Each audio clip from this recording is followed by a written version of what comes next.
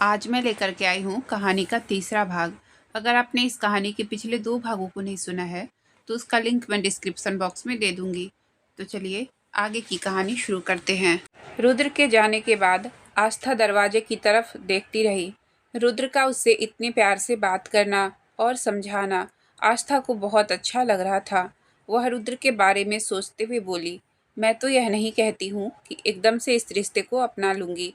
यह हम दोनों के लिए मुमकिन नहीं है, पर हाँ, मैं कोशिश ज़रूर करूँगी इस रिश्ते को दिल से निभाने की। मेरे अपने, जिन्हें मैं अपना समझती थी, पर उन्होंने कभी मुझे अपना नहीं समझा। पर आप अजनबी होकर भी आपने मेरी मदद की, मेरे लिए मेरे अपनों से लड़े। वहाँ सब मुझे विधवा कहकर मनहूस समझते थे। आपने मेरी मांग में अपने नाम का सिंदूर भरकर मुझे फिर एक सुहागन होने का सौभाग्य दिया। मैं वादा करती हूँ कि आपको कभी शिकायत का मौका नहीं दूंगी और आपको वह सारी खुशियाँ देने की कोशिश करूंगी जो एक पत्नी अपने पति को दे सकती है। यह बोलकर वह फिर रुद्र के बारे में सोचने लगी।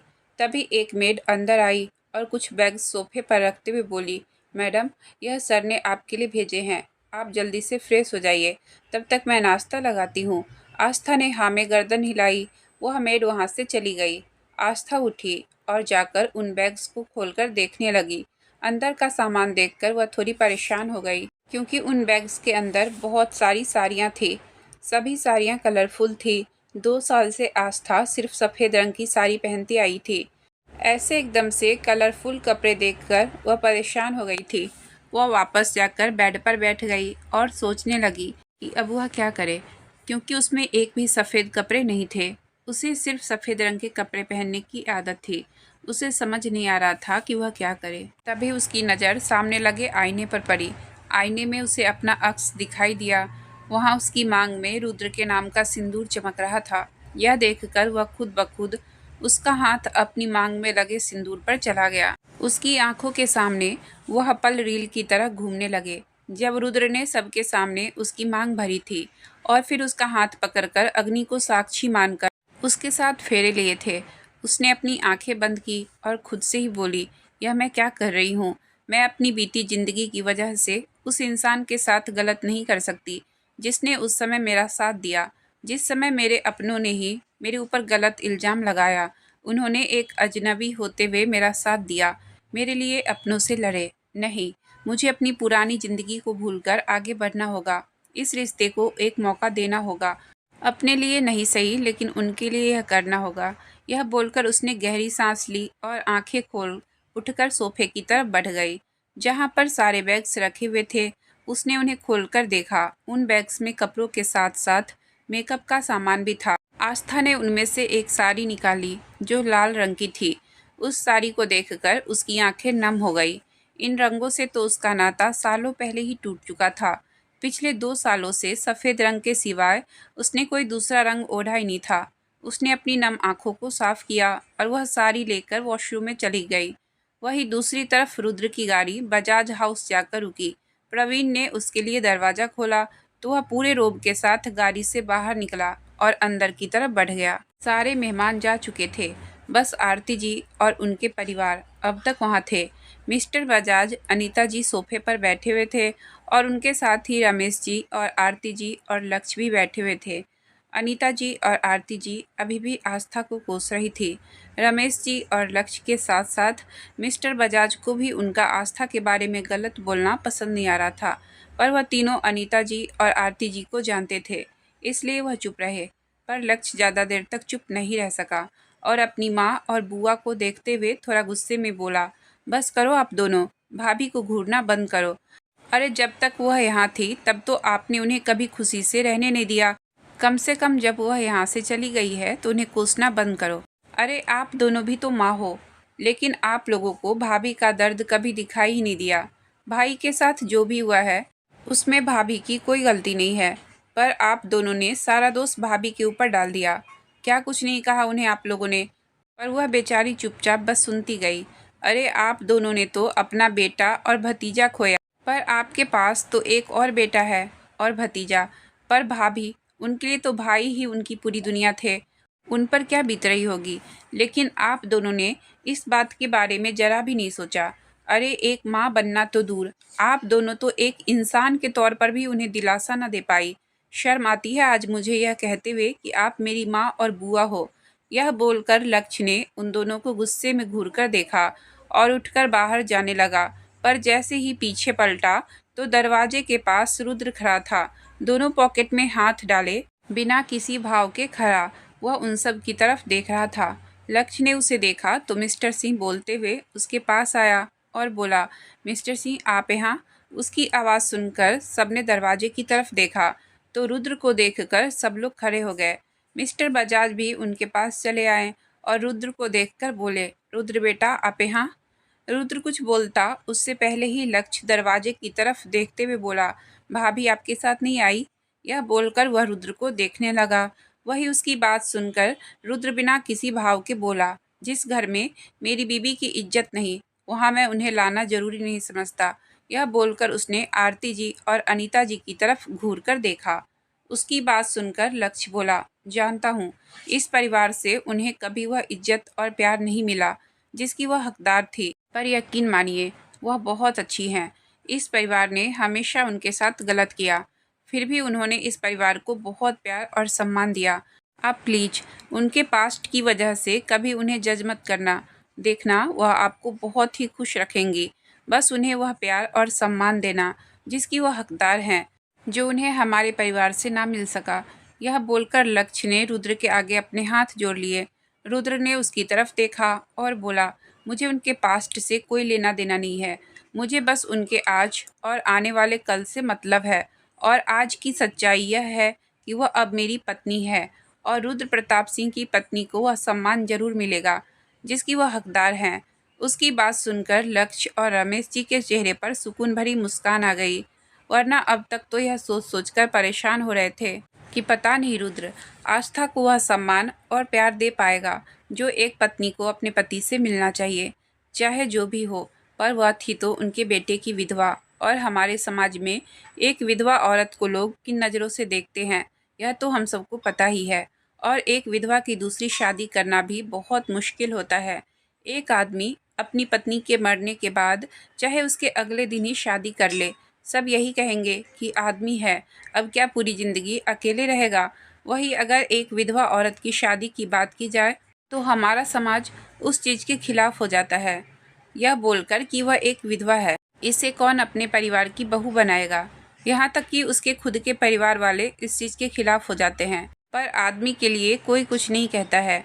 और अगर कभी किसी विधवा की दूसरी शादी हो भी जाए तो भी उसे वह सम्मान व इज्जत नहीं मिलती है जो एक औरत को मिलनी चाहिए, क्योंकि उसकी पहले शादी हो चुकी थी और उसका पति मर गया था। इसमें उस बेचारी की क्या गलती? क्या उसने खुद जाकर भगवान को बोला था कि उसके मांग का सिंदूर उजाड़ दे और उसकी झोली में खुशियों की जगह दुख भर दे? नहीं ना। लेकिन फिर भी दोष औरत को ही दिया जाता है और सज़ा भी उसे ही मिलती है। और यह तो हमारे समाज की सच्चाई है जो शायद कभी नहीं बदलेगी। कहने को तो औरत और मर्द बराबर हैं, दोनों को बराबर का अधिकार है, पर समाज बराबर रहने तो नहीं देता, दोनों को एक जैसे अधिकार देता तो नहीं है। यहाँ रुद्र की बात सुनकर रमेश जी और लक्ष्य खुश थे, वही आरती जी और अनीता जी दोनों को बिल्कुल अच्छा नहीं लग रहा था। अनीता जी ने अपना मुंह बनाया और बोली, तुम जो मर्जी कह लो, है तो वह एक विधवा ही।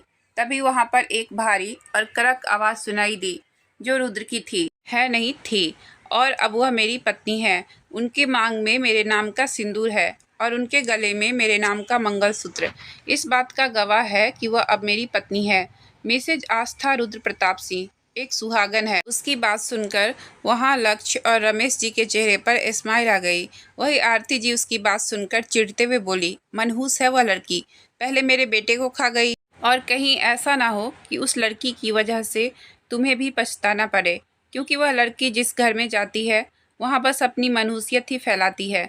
जन्म लेते ही पहले अपनी माँ को खा गई, शादी के एक हफ्ते बाद ही अपने पति यानी कि मेरे बेटे को खा गई। देखना कहीं उसकी वजह से तुम्हारी जिंदगी भी मुश्किलों में ना पड़ जाए। उनकी बातें सुनकर रुद्र की मुट्ठियां गुस्से में कस गई। वह अनीता जी और आरती जी की आंखों में आस्था के लिए नफरत देख सकता था। वह तो यही सोच रहा था कि इतना टाइम आस्था ने उनके बीच कैसे निकाला होगा।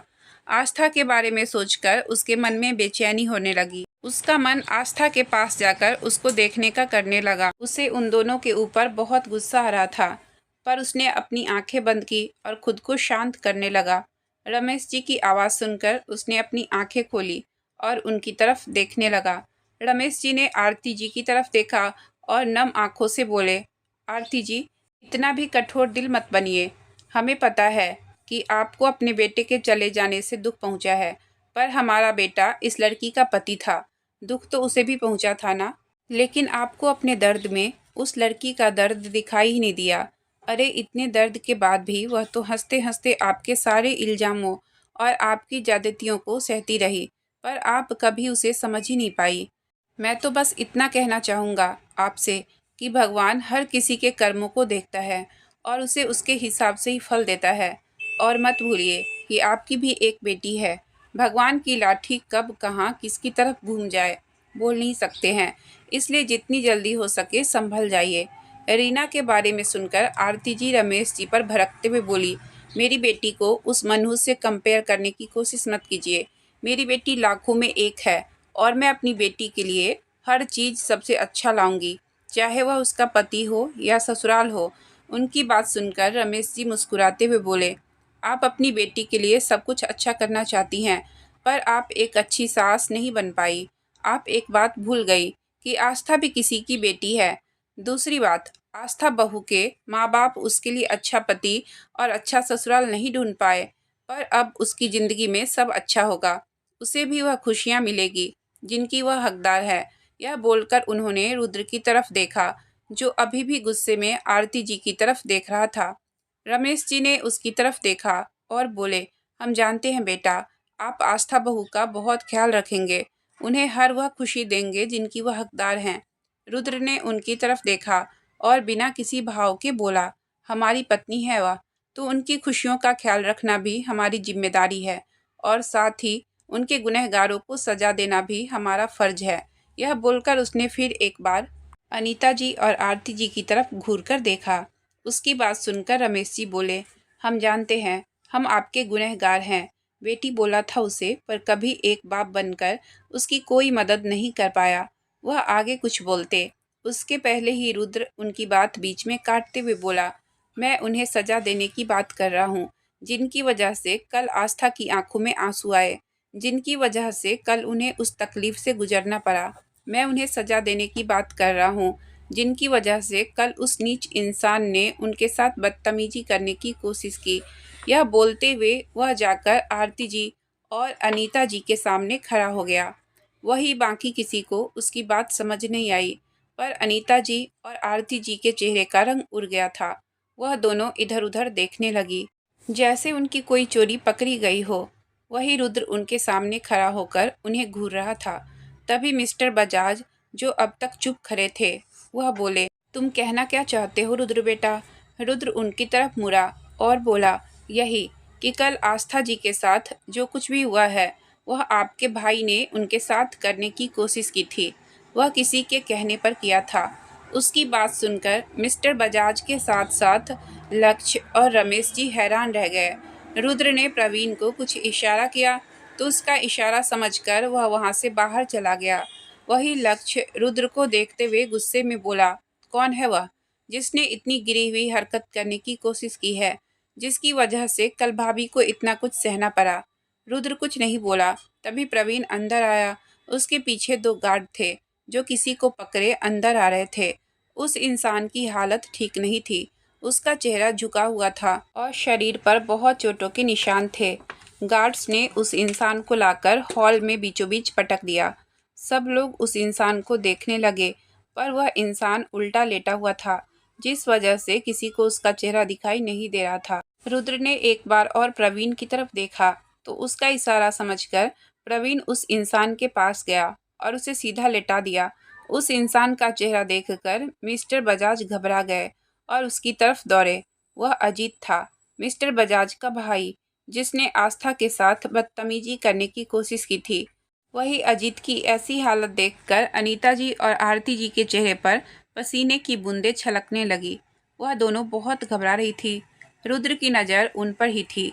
तभी मिस्टर बजाज रोते हुए बोले, रुद्र बेटा, मेरे भाई की ऐसी हालत किसने की है और यह तुम्हें कहाँ पर मिला?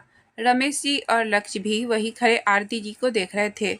वही मिस्टर बजाज की बात सुनकर रुद्र बिना किसी भाव के बोला, आपको लगता है कि मेरे बिना कोई इसकी यह हालत कर सकता है? उसकी बात सुनकर मिस्टर बजाज हैरान हो गए और रुद्र की तरफ देखते हुए बोले, पर तुमने ऐसा क्यों किया? इसकी गलती क्या है? रुद्र वहां रखे सोफे पर किसी राजा की तरह बैठ गया और बोला, आपको क्या लगता है कि कल इसने जो भी गलती की है उसके लिए इसे इतनी आसानी से छोड़ दूंगा मैं? इसने कल एक औरत की इज्जत पर हाथ डालने की कोशिश की थी। यह बात रुद्र प्रताप सिंह को बिल्कुल बर्दाश्त नहीं है और अब तो वह लड़की मेरी बीवी है, तो अपनी बीवी के गुनहगार को मैं इतनी आसानी से कैसे छोड़ देता?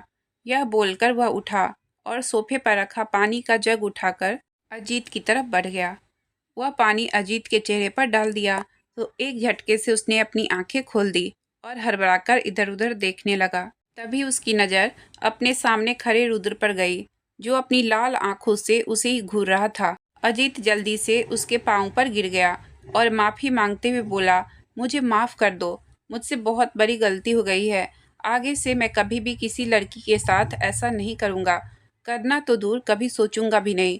रुद्र ने उसकी तरफ घूर कर देखा और बोला, किसके कहने पर किया तूने यह? उसकी बात सुनकर अजीत हैरानी से उसकी तरफ देखने लगा। वही उसका सवाल सुनकर अनीता जी और आरती जी को बहुत डर लग रहा था। अब यह डर क्यों था, यह तो वही जाने। अजीत को चुप देखकर रुद्र फिर घूरते हुए थोड़ा तेज आवाज में बोला, मैंने पूछा किसके कहने पर किया? उसकी तेज आवाज सुनकर हर कोई सहम गया। अजीत भी डरते हुए जल्दी जल्दी बोला, यह सब मैं अनीता भाभी और आस्था की सास आरती जी के कहने पर किया। उसकी बात सुनकर रमेश जी, लक्ष्य और मिस्टर बजाज हैरान हो गए। वही आरती और अनीता की हालत खराब हो रही थी। तभी मिस्टर बजाज अजीत को देख हैरानगी से बोले, यह तुम क्या कह रहे हो? अजीत ने अपना सिर झुकाया और बोला, मैं सच कह रहा हूँ भाई। भाभी और आरती भाभी को लग रहा था कि आस्था अपने हुस्न के जाल में लक्ष्य को फंसाने की कोशिश कर रही है और लक्ष्य भी हर समय आस्था का ही साथ देता था। इसलिए उन्हें यह लग रहा था कि कहीं रोहित के जैसे आस्था लक्ष्य को भी उनसे दूर न कर दे। इसलिए उन्होंने मुझे यह सब करने को कहा ताकि आस्था को कैरेक्टरलेस साबित कर यह उसे इस परिवार से हमेशा के लिए दूर कर दें। उसकी बात सुनकर मिस्टर बजाज, लक्ष्य, रमेश जी के साथ साथ रुद्र भी उन दोनों को गुस्से से घूर रहा था। लक्ष्य ने अपनी माँ को देखा और बोला, आज मुझे शर्म आती है यह कहने में कि आप मेरी माँ हैं। अरे, अपनी नफरत के चलते आपने यह तक नहीं सोचा कि आप क्या कर रही हैं? आप एक औरत होकर कैसे एक दूसरी औरत के साथ ऐसा कर सकती हैं? कैसे उसकी इज्जत के साथ खेल सकती हैं? वही अजीत की बात सुनकर रमेश जी वही अपनी जगह पर धम से बैठ गए और अविश्वास से अपनी पत्नी की तरफ देखने लगे। वही मिस्टर बजाज भी बहुत गुस्से में अनीता जी की तरफ देख रहे थे। रमेश जी आरती जी की तरफ देखकर दुखी मन से बोले, हमें यह तो पता था आरती जी कि आप उस बच्ची से नफरत करती हैं, उसे रोहित की मौत का कारण मानती है, पर मुझे यह नहीं पता था कि उससे इतनी नफरत करती हैं कि अपनी नफरत के चलते आप सही गलत सब भूल जाएंगी। तभी मिस्टर बजाज अनीता जी को देखकर बोले, और तुम अनीता, मुझे लगा था कि तुम सिर्फ रीति रिवाज को लेकर उस बच्ची के साथ सख्त हो, पर मुझे नहीं पता था कि तुम्हारे मन में उस बच्ची के लिए इतनी नफरत भरी पड़ी है। अरे, वह बच्ची तो पहले ही हालातों की मारी हुई थी और आप दोनों, वह तो अच्छा हुआ कल रुद्र ने उस बच्ची को बचा लिया, वरना पता नहीं क्या अनर्थ हो जाता। तभी उनके पीछे से रुद्र की आवाज़ आई, कुछ नहीं होता उन्हें और न कभी होगा, मैं उन्हें कभी कुछ नहीं होने दूंगा। इस रुद्र प्रताप सिंह की जिंदगी है, वह किसी की इतनी हिम्मत नहीं है कि उनकी तरफ आंख उठाकर भी देखे। तभी पुलिस अंदर आई, जिन्हें रुद्र ने ही बुलाया था। रुद्र ने पुलिस को सब कुछ बताया तो पुलिस अजीत को लेकर वहां से चली गई, पर रुद्र ने मिस्टर बजाज के बोलने पर आरती और अनीता को अरेस्ट नहीं करवाया। वह रमेश जी के सामने जाकर खड़ा हुआ और उन्हें देखकर बोला, मैं आज मुंबई वापस जा रहा हूँ और आस्था जी भी मेरे साथ जा रही हैं। आपने उन्हें अपनी बेटी माना है तो आप जब चाहें उनसे मिलने आ सकते हैं, पर आस्था जी आज के बाद यहाँ कभी नहीं आएंगी। मैं नहीं चाहता हूँ कि वह यहाँ आकर अपनी पुरानी जिंदगी के बारे में सोचकर परेशान हो, इसलिए उन्हें लेकर जा रहा हूँ। यह बोलकर उसने रमेश जी के आगे अपने हाथ जोड़ लिए और प्रवीण के साथ वहाँ से चला गया। रुद्र गाड़ी में बैठा था। प्रवीण ड्राइवर के साथ आगे की सीट पर बैठा हुआ था। रुद्र बिना उसकी तरफ देखे खिड़की से बाहर देखते हुए बोला, जाने की तैयारी करो। प्रवीण ने जी बॉस कहा और किसी को फ़ोन कर जेट रेडी करने के लिए कहा। वही घर पर आस्था पूरी तरह तैयार थी और आईने के सामने खड़ी खुद को देख रही थी। उसकी आंखों से आंसू निकलकर उसके गालों पर बह रहे थे। उसके दिमाग में क्या चल रहा था यह तो वही जाने, पर उसने खुद के आंसू साफ किए और खुद से बोली, आपको हम ऐसे ही पसंद थे ना रोहित जी। देखिए, आपकी आस्था आज फिर उसी रूप में खड़ी है, पर आज यह रूप आपकी वजह से या आपके लिए नहीं है। आप तो चले गए मुझे छोड़कर और साथ ही मेरी जिंदगी से सारे रंग और खुशियां भी ले गए, पर उन्होंने अजनबी होते हुए भी हमारी रक्षा की, जिसका वादा कभी आपने किया था। हमारी बेरंग हो चुकी जिंदगी में फिर वह रंग दे दिए। हम नहीं जानते कि हम उन्हें वह सारी खुशियाँ, वह सारे हक उन्हें दे पाएंगे या नहीं, पर हम कोशिश करेंगे। पर यह मत सोचना कि हम आपको भूल जाएंगे, बल्कि आप एक खूबसूरत याद की तरह हमारे दिल में रहेंगे।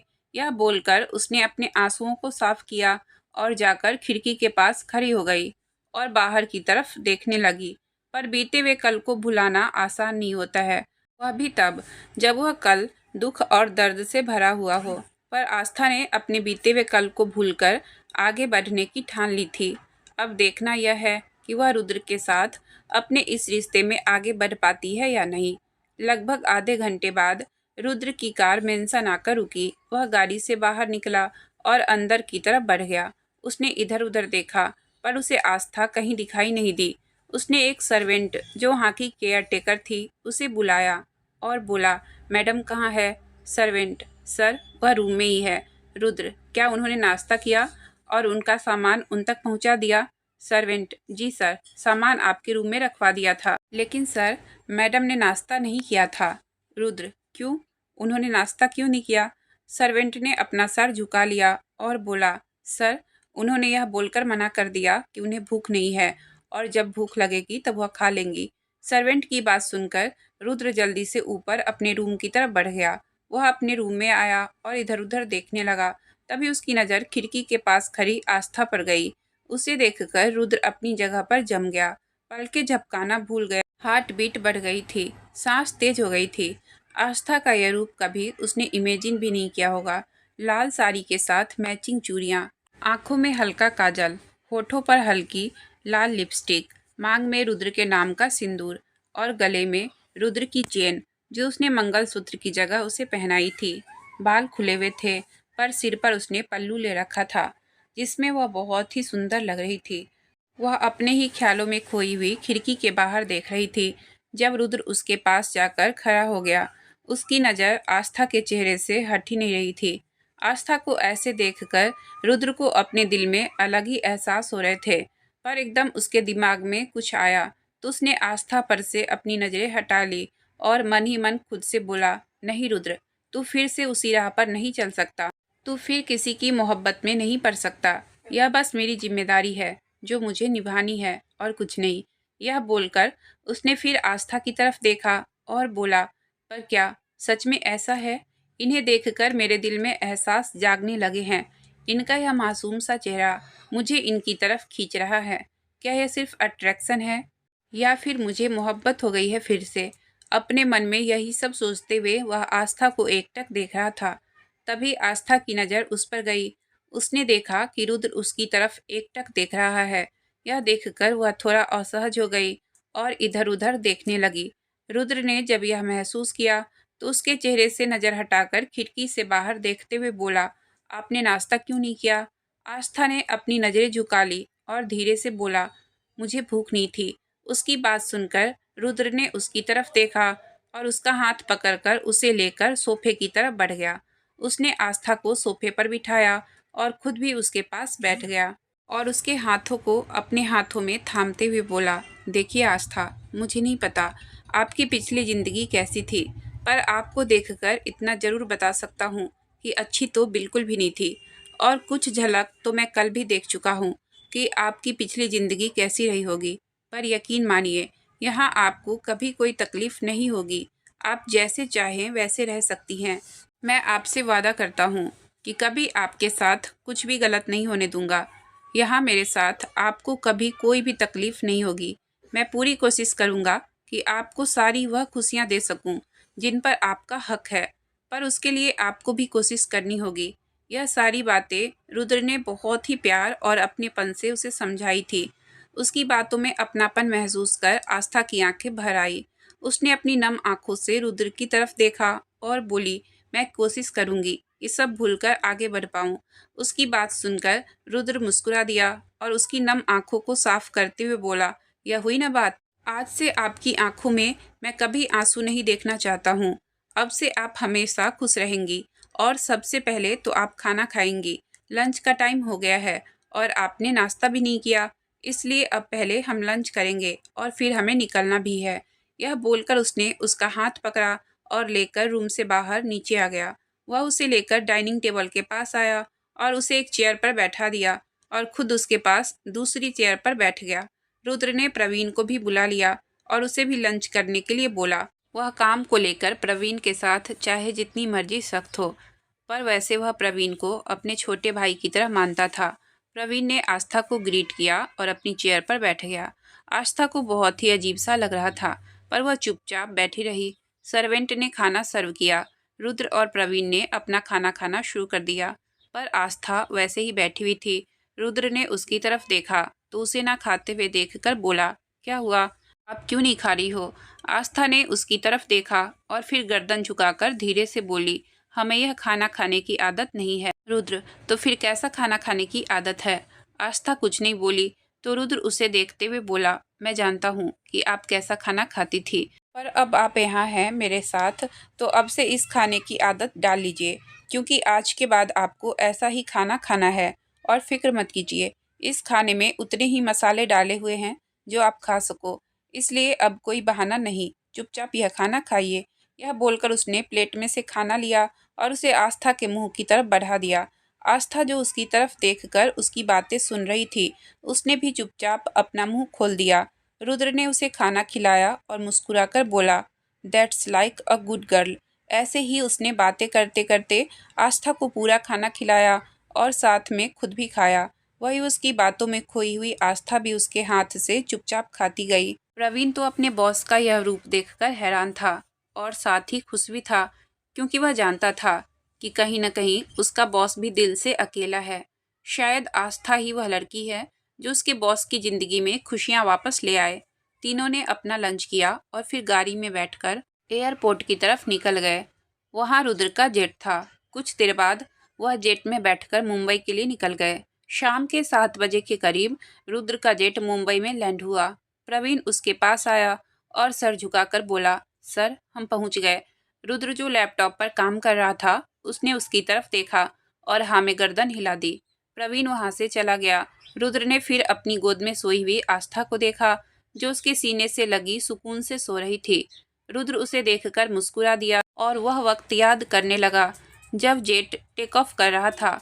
यह देखकर आस्था बहुत डर गई थी। उसने अपने पास बैठे हुए रुद्र के हाथ को कसकर पकड़ लिया था। रुद्र ने उसकी तरफ देखा और जब उसे इतना डरते हुए देखा तो उसने भी उसका हाथ कसकर पकड़ लिया और बोला, क्या हुआ? आस्था ने उसकी तरफ देखा और धीरे से हिचकिचाते हुए बोला, यह हम पहली बार प्लेन में बैठे हैं, इसलिए थोड़ी घबराहट हो रही है। उसकी बात सुनकर रुद्र मुस्कुरा दिया। उसने आस्था के कंधे पर हाथ रखकर उसे अपने करीब कर साइड कर लिया।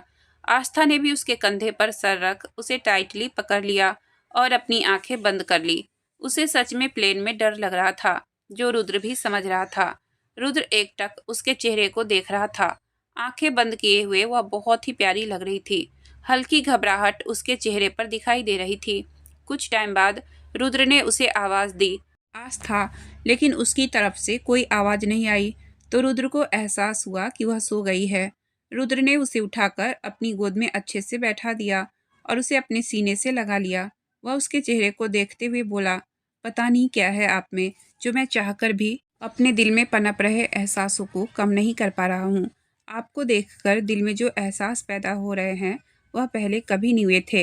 प्यार तो मुझे पहले भी हुआ था, पर आप दिल के उस कोने तक पहुंच रही हैं जहां पहले कोई नहीं पहुंचा था। मैं शायद यह बात नहीं मानना चाहता हूँ कि मुझे आपसे मोहब्बत हो गई है। हाँ, मुझे आपसे बेपनाह बेइंतहा मोहब्बत हो गई है, जो पहले कभी नहीं हुई थी। आपके लिए मेरे एहसास सबसे अलग हैं, पर यह एहसास बहुत अच्छे हैं। आपके पास दिल को सुकून मिल रहा है, जो पहले कभी नहीं मिला था। अब मैं आपको खुद से दूर कभी नहीं जाने दूंगा, हमेशा अपने पास रखूंगा। यह बोलकर उसने आस्था के माथे को चूम लिया और उसे अपने और नजदीक कर लिया। रुद्र यही सब सोच रहा था। फिर उसने धीरे से आस्था को अपनी बाहों में उठाया और लेकर जेट से बाहर आ गया। गार्ड ने उन्हें कवर कर रखा था। प्रवीण भी उसके साथ ही चल रहा था। रुद्र अपनी गाड़ी के पास पहुंचा तो प्रवीण ने गाड़ी का दरवाजा खोल दिया। रुद्र आस्था को लेकर गाड़ी में बैठ गया। उनकी गाड़ियां वहां से रुद्र की विला की तरफ निकल पड़ी। रुद्र का अपना विला था। यहाँ वह बाकी परिवार से अलग रहता था। आधे घंटे बाद उसकी गाड़ी रुद्र के विला पहुंची। उसने आस्था की तरफ देखा, जो अभी भी सुकून से सो रही थी। रुद्र उसे गोद में लिए ही गाड़ी से बाहर आया और अंदर की तरफ बढ़ गया। सभी सर्वेंट जो अपना अपना काम कर रहे थे, रुद्र की गोद में किसी लड़की को देखकर हैरान रह गए, क्योंकि आज तक रुद्र कभी किसी लड़की को अपने विला नहीं लाया था। पर किसी में भी हिम्मत नहीं थी कि रुद्र से कुछ पूछ सके। रुद्र ने भी किसी की तरफ ध्यान नहीं दिया और आस्था को लेकर ऊपर अपने रूम की तरफ बढ़ गया। उसने आस्था को धीरे से बेड पर लिटाया और ब्लैंकेट उठाकर खुद अपने कपड़े लेकर वॉशरूम में चला गया। कुछ टाइम बाद वह शावर लेकर वॉशरूम से बाहर आया और आस्था को एक नज़र देखकर रूम से निकल गया। प्रवीण नीचे ही उसका इंतजार कर रहा था। दोनों स्टडी रूम में चले गए। रुद्र वहां जाकर अपनी सीट पर बैठ गया और प्रवीण उसके सामने खड़ा हो गया। रुद्र ने उसकी तरफ देखा और बोला, जो बोला था वो हो गया?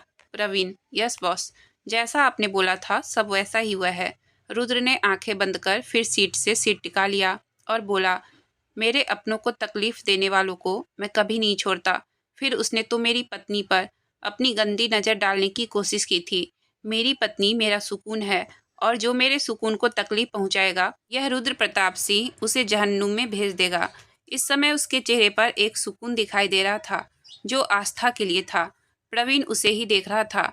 दरअसल रुद्र ने अजीत को पुलिस के हाथों एनकाउंटर करवा दिया था। उसने यह दिखाया था कि अजीत ने पुलिस कस्टडी से भागने की कोशिश की थी, जिस वजह से उसे पकड़ते हुए पुलिस की गोली लग गई और वह मर गया। रुद्र तो चाहता था कि अपने हाथों से अजीत को सजा दे, पर कुछ सोचकर उसने ऐसा नहीं किया। उसके बाद रुद्र और प्रवीण ऑफिस का काम करने लगे। वही आधे घंटे बाद आस्था की नींद खुली। वह उठकर बेड पर बैठ गई। तभी उसकी नज़र कमरे पर गई। खुद को अनजान जगह देखकर वह डर गई। उसे याद था कि वह रुद्र के साथ प्लेन में थी। वह पहली बार प्लेन में बैठी थी, इसलिए डर रही थी और रुद्र उसे शांत करवा रहा था।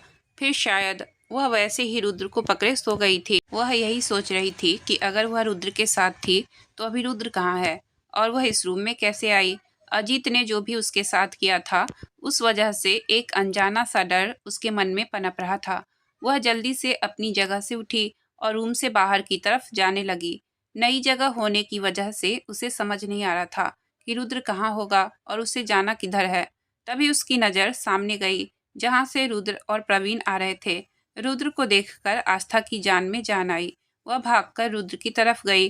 रुद्र की नज़र भी आस्था पर गई, जो उसकी तरफ ही भागकर आ रही थी। उसे कुछ समझ नहीं आया कि वह इस तरह से क्यों भाग रही है। वह अपनी जगह पर ही रुक गया। तभी आस्था जाकर एकदम से उसके सीने से लग गई। रुद्र हैरान रह गया। उसके हाथ हवा में ही रह गए। तभी उसने महसूस किया कि आस्था बहुत डरी हुई और घबराई हुई है। उसकी सांस तेज चल रही थी और शरीर भी हल्का कांप रहा था। यह महसूस कर रुद्र ने उसे बाहों में भर लिया और अपनी आंखें बंद कर ली। प्रवीण ने उन दोनों को ऐसे देखा तो बिना कुछ कहे वहां से चला गया। वही रुद्र और आस्था एक दूसरे को बाहों में भरे खड़े थे। उन्हें देखकर वह कोई नहीं कह सकता था कि कल तक यह दोनों एक दूसरे के लिए अजनबी थे। उन दोनों को देखकर तो ऐसा लग रहा था कि जैसे बरसों से बिछड़े दो प्रेमी हो, जो आज एक दूसरे को मिले हो। दोनों दिल से अकेले थे। शायद इसलिए दोनों एक दूसरे में अपना सुकून ढूंढने की कोशिश कर रहे थे और आज दोनों को एक दूसरे के साथ सुकून मिल भी रहा था। रुद्र और आस्था एक दूसरे को बाहों में भरे खड़े थे। कुछ देर बाद आस्था को एहसास हुआ कि वह कहाँ है। वह जल्दी से रुद्र से दूर हो गई और अपनी नजरें झुकाकर खड़ी हो गई। वही रुद्र जिसे आस्था को बाहों में लेकर सुकून मिल रहा था। आस्था के दूर होते ही उसे खाली खाली सा लगने लगा। वह बहुत बेचैन सा हो गया। उसने आस्था की तरफ देखा जो नजरें झुकाए खड़ी थी। घबराहट उसके चेहरे पर मौजूद थे। रुद्र उसके करीब आया और उसके बालों को कान के पीछे करते हुए बोला, क्या हुआ? आप इतना क्यों घबरा गई थी? आस्था वैसे ही नजरें झुकाए हुए बोली, वह हम खुद को अकेला अनजान रूम में पाकर डर गए थे, इसलिए। वैसे हम तो प्लेन में थे, फिर यहाँ कैसे पहुँचे? उसकी बात सुनकर रुद्र उसे देखते हुए बोला, हम प्लेन में थे, पर आप सो गई थी, इसलिए एयरपोर्ट से यहाँ तक मुझे आपको उठाकर लाना पड़ा। उसकी बात सुनकर आस्था ने हैरानी से उसकी तरफ देखा तो वह मुस्कुराते हुए उसे ही देख रहा था। आस्था ने फिर अपनी नज़रें झुका ली और धीरे से बोली, तो आप मुझे उठा देते। उसकी बात सुनकर रुद्र थोड़ा सा उसके नज़दीक आया और उसके कान के पास झुककर धीरे से बोला, मेरी बीवी सोते हुए मुझे बहुत प्यारी लग रही थी, इसलिए मेरा मन नहीं किया उन्हें उठाने का और मैं उन्हें अपनी गोद में उठाकर यहाँ तक ले आया ताकि उनकी नींद खराब ना हो। उसकी बात सुनकर आस्था की धड़कनें तेज हो गई। उसने कसकर अपनी साड़ी को पकड़ लिया और वैसे ही गर्दन झुकाए खड़ी रही। रुद्र उसे ही देख रहा था। उसे पता था कि आस्था को इस रिश्ते को अपनाने में टाइम लगेगा, पर वह अपनी तरफ से कोशिश कर रहा था कि वह जल्दी से इस रिश्ते को अपना ले। तभी वह उसे देखते हुए बोला, चलिए फ्रेश हो जाइए, फिर डिनर करते हैं। आस्था ने धीरे से हाँ में गर्दन हिलाई और जल्दी से उस रूम में चली गई जहाँ से वह वापस आई थी। आज की कहानी मैं यहीं तक रहने देती हूँ। इससे आगे की कहानी मैं कल लेकर आऊँगी। अगर आपको कहानी अच्छी लगी हो तो प्लीज़ वीडियो को लाइक और चैनल को सब्सक्राइब करें। आपका बहुत बहुत धन्यवाद।